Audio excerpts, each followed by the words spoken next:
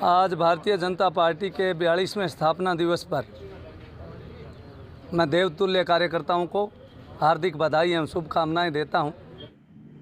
दोस्तों, 1980 में शुरू हुई भारतीय जनता पार्टी की विकास यात्रा देखते ही देखते कई पड़ावों व मंजिलों को तय कर चुकी है।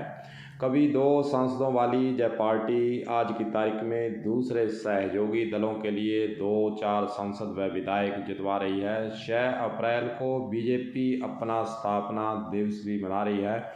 42 साल की हो चुकी है बीजेपी पार्टी। अपनी विकास यात्रा में कई महत्वपूर्ण और यादगार पल भी बीजेपी पार्टी ने देखे हैं।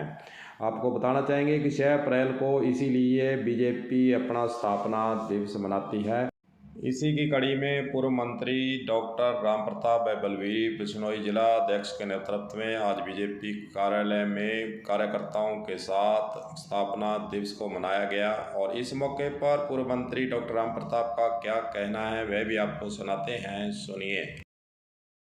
के दिन आज से 42 साल पहले भारतीय जनता पार्टी का स्थापना हुई, तो उस स्थापना दिवस में सिर्फ 10 आदमी थे और आज की तारीख में देश और विदेश में कम से कम करोड़ों कार्यकर्ता शामिल हुए हैं। उन सभी को मेरी ओर से बहुत बहुत शुभकामनाएं। हनुमानगढ़ में नवनिर्मित बीजेपी कार्यालय के अंदर इस मौके पर पौधारोपण भी किया गया और पर्यावरण संरक्षण के लिए प्रेरणा भी दी गई। आइए आपको सुनाते हैं कि बीजेपी अध्यक्ष का क्या कहना है। आज भारतीय जनता पार्टी के 42वें स्थापना दिवस पर मैं देवतुल्य कार्यकर्ताओं को हार्दिक बधाई एवं शुभकामनाएं देता हूं।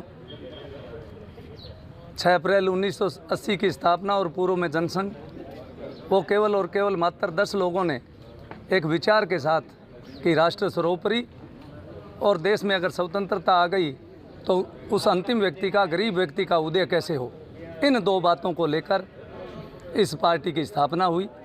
और आज मैं पूरे विश्वास के साथ कह सकता हूं कि इन दोनों विचारों को इस भारत की जनता ने आगे बढ़ाते हुए भारतीय जनता पार्टी के कार्यकर्ताओं के अथक परिश्रम से ये आज दुनिया का सबसे बड़ा राजनीतिक दल बन गया।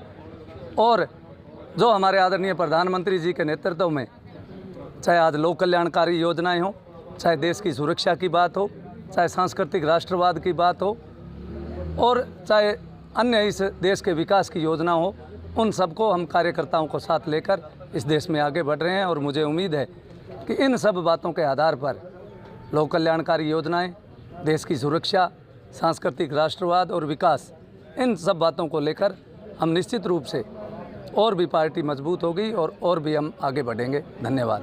बीजेपी नेताओं का इस मौके पर यही कहना है कि 2019 में बीजेपी नरेंद्र मोदी के नेतृत्व में एक बार फिर केंद्र की सरकार में आई। यही नहीं, कांग्रेस देश के विभिन्न राज्यों से सिमटती गई और राज्यों में लगातार सरकारें भी बनाती आ रही है। कलम न्यूज़ के लिए गुरदेव सिंह सैनी की हनुमानगढ़ से रिपोर्ट।